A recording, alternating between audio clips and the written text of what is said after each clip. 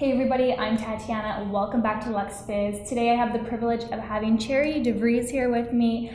She is an Amazon success story. She is a mompreneur and speaker here at SellerCon in Orlando 2018. Charity, thank you so much for being here. Sure, thanks for having me. Yeah, so maybe we can just start off by sharing your story. I know that you're a mom of two. You started about 2.5 years ago. Maybe you can take us back to that moment when you first got into learning about selling on Amazon, how you discovered it, and what made you take that leap? Yeah. So when I first kind of heard about selling on Amazon, it was my husband that kind of brought the idea up into the forefront. And we've had some other friends that we've known that have sold products on Amazon, and I just really didn't even understand what I didn't even understand the concept. What are you selling? How does that work? And so I didn't, words like private label or any of that were completely foreign concepts. And I had no clue or no understanding of how all of that even worked. And so it was with a lot of fear and trepidation that we even kind of jumped into this business. And in fact, my husband, for probably a year prior to us even starting, would, every time we get in the car, he'd have on a podcast about selling on Amazon or something like that. And so, it was really kind of a long process for me to finally jump on board and to be like, okay, let's go ahead and let's do this. But once that we got started and I started seeing the possibilities, I started seeing other success stories of what people were able to do. I just knew that this was going to be a great way for me to be able to contribute, but also do what I really wanted to do, and being a mom and being involved in our community and things like that. Right. So what were you doing before Amazon? Were you a full-time mom, or did you have your own job? So I was a full-time mom, but I also just kind of tried to do things here and there that I could do from home. I helped some businesses just with some social media content, because that was something I could do from home that was really easy. The worst thing that I ever did was getting involved in a laundry business where I would pick up laundry from people that wanted somebody else to do their laundry and then do their laundry and then return it to them a few days later. So I was doing lots and lots of laundry in addition to our own family's laundry. So there were so many things that I was just trying to do because I wanted to contribute as best as I could without sacrificing having to go into a full-time work situation and not be with my kids. Right. So, a lot of people find that when they start their Amazon businesses, it's just hard to juggle, time management. And especially if you have children, you want to be there when you have free time, you want to spend it with them. So how did you manage all that? Yeah. So I got up early in the mornings a lot, and I stayed up late at night a lot. I did obviously sacrifice some sleep doing that, but it wasn't like I was only sleeping 3 or 4 hours a night. I would still go to bed by 10, but I'd be up by 5 or 5:30, so I could have some time in the morning when the house was quiet, the kids were still sleeping, to do, some things and get some work done. At that point, I did have one child in school full days, and then I had one child in school in preschool, just mornings. So there was sometimes I was able to utilize that time that they were in school, at least for the morning part, to be able to focus on some things. So a lot of it was just either early mornings, evenings, or when they were in school, because I really didn't want to let this business be something that took time away from them. Yeah, that's amazing. Yeah, everyone kind of has this struggle with time management, but there's always a way to, if you really want something, you got to make the way. And, maybe it is to sacrifice a little bit of time in the morning. You can't sleep in as much, or you can't watch a movie at nighttime. So I love that you did make that sacrifice, and it paid off for you really nicely. Yeah, absolutely. And how many hours would you say that you spend on your business now? Yeah, oh my goodness, that's such an interesting question. It really depends upon where we're at. Okay. So if we are launching a new product, then obviously we're kind of spending more time. When we're not launching a new product, so we just launched a new product about 3 weeks ago, so now we're kind of just in coast mode. So here at SellerCon, my husband's here, my kids are here, we're gonna go play. And being here, literally maybe an hour a day, that we're having to spend on our business. So once that you kind of build this business into a place where it goes into more of a maintenance mode, then the time involved to keep it going is way less than when you're initially kind of starting that fire. Yeah, that's so true. I recall it takes time in the beginning, and you do need to invest many hours and do a lot of tedious tasks. But once you get the ball rolling, once the listing's up there and you're getting those consistent sales, then it becomes a lot easier and you don't have to kind of do too much. Right. Yeah. And so you're taking your children to Disney World Yes, tomorrow, we're going to having Disney. time to do all those things is really awesome. Yeah, and then, I would ask you, what was the biggest struggle that you had with when you first started? And I know that now you have, I think, was it 13 products that you said? We have about 15 products total. Wow. Yeah. So maybe you can take us back maybe to the first product, and from there, was it a consistent struggle with each product, or you just kind of learned lessons every time, or how did it work for you? Yeah. So the interesting thing is that with our first product, and then considering adding a second product, it became actually exponentially easier every time we added a product, because from that very first product, we put things in place where we started building things like an email list, social media. So when we went to go launch that second product, we had an email list to at least send information to that, hey, we have another product available. It was a really small list, but we at least had something to get the word out versus when we were starting from scratch and we just had nothing other than, maybe running some Facebook advertising. So as we've built each product now, when we launch, it's like the time involved is so much less than what it was when we very first started, because we're able to send out emails.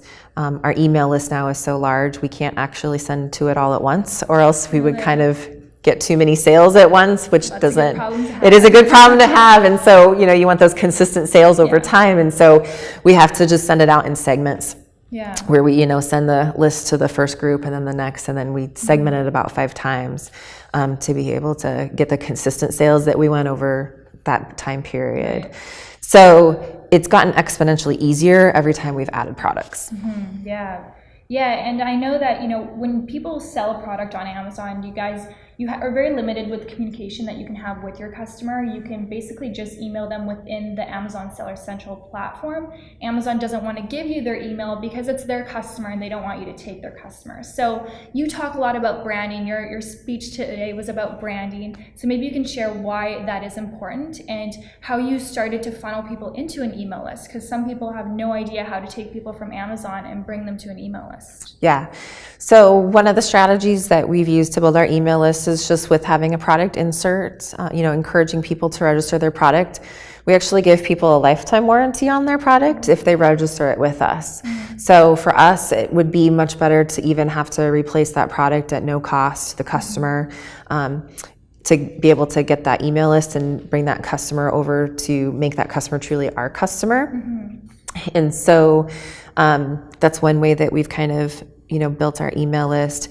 And then the importance of really just building a brand and having these brand assets of having an email list is I like to use the analogy of it's like putting a coat on your business, because we all go through seasons and our business goes through seasons. And so sometimes it's going to be winter and it's going to be a little chilly and the sales are going to be slow. And so when you have things like a social media following that you can give information to, when you have an email list that you can present your product to be able to get those sales in and to be able to get that extra revenue during those down times, it's like just having that insulating coat around your business. Yeah, that's amazing. So do you sell primarily on Amazon, but also on your website? Yeah, so we sell on 4 different platforms total. So we sell on Amazon, we sell on eBay, we sell on Etsy, and then we sell on our own website as well. Wow, that's amazing. Yeah, so you're really diversified. So you're not putting all your eggs in one basket. If, for some reason your Amazon listing got shut down, you're not dependent on that income from Amazon. Right, we have other sources. Amazon's still the lion's share of our business, obviously, because it's Amazon.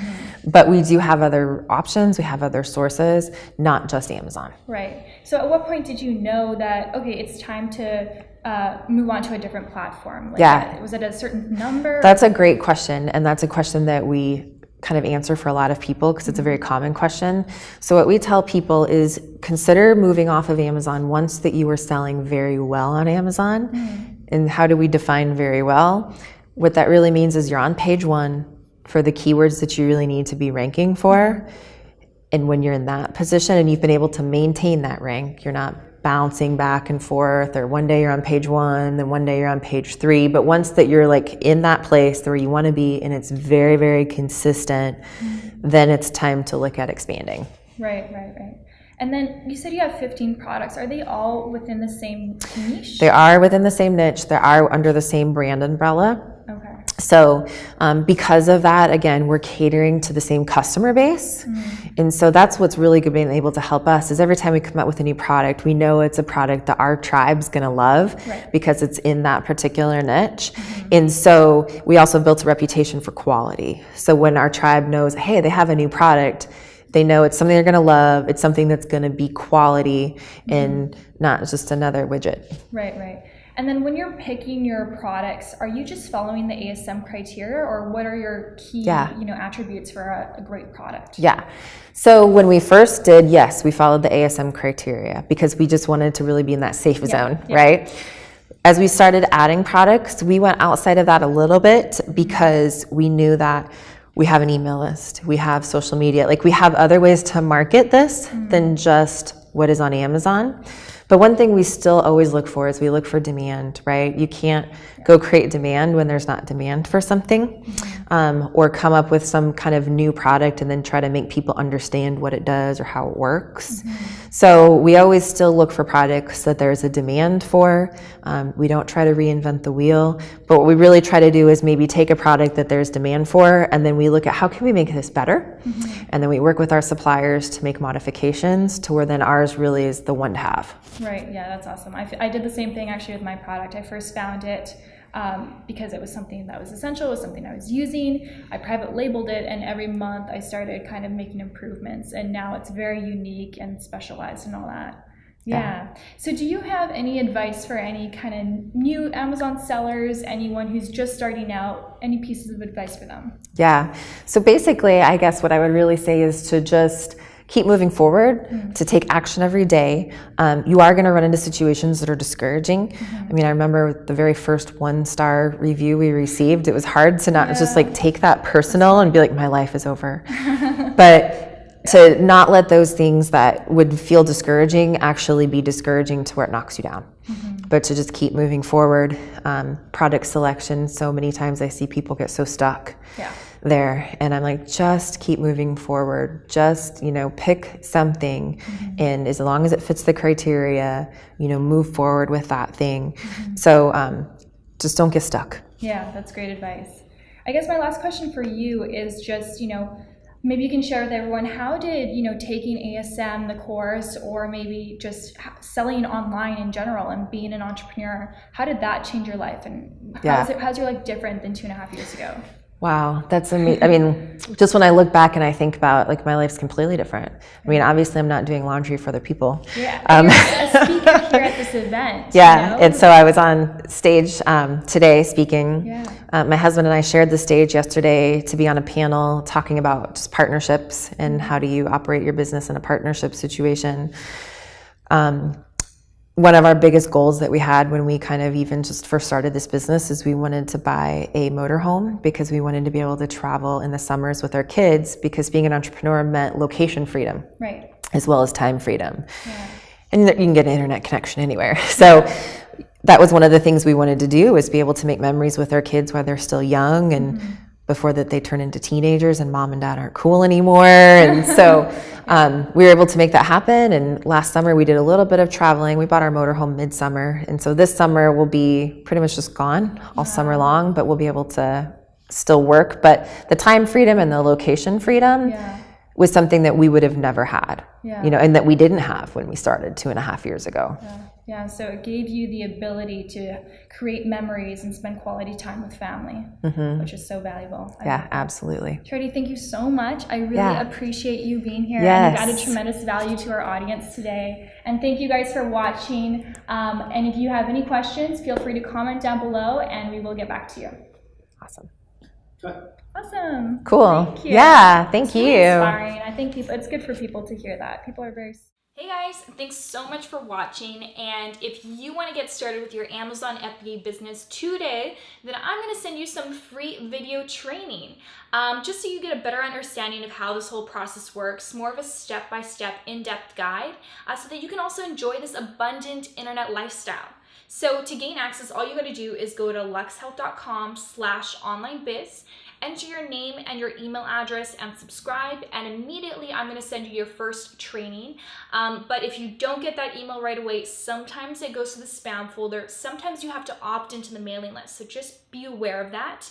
And don't worry, I'm not going to spam you, but I will be sending you several emails over the course of several weeks, just because I don't want to bombard you with information, too much information at once. You're going to get into analysis paralysis. So look out for my emails, valuable content for you to get started on Amazon, and I look forward to seeing you in my next video. Bye guys.